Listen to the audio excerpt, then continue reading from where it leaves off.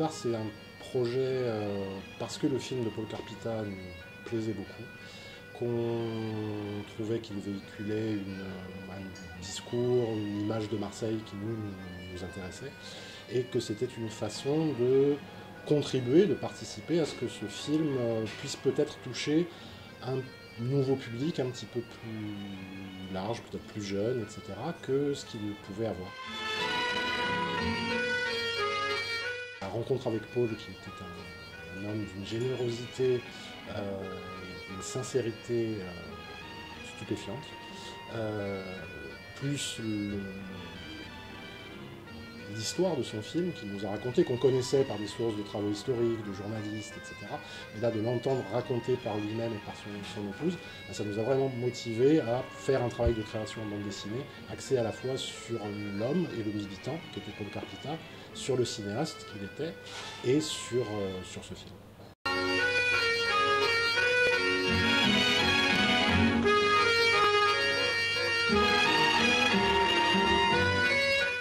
La Marseillaise a servi à l'époque à Paul Carpita et à toute l'équipe autour de lui qui participait à la réalisation du film Le Rendez-vous des Quais.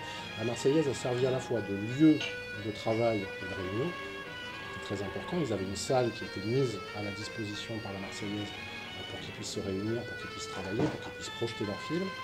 Et la Marseillaise leur a servi de Facebook.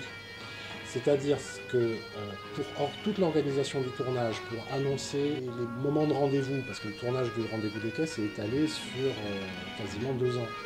Donc pour toute cette organisation d'information, de communication entre tous les techniciens, comédiens, etc., c'est la Marseillaise qui servait de relais.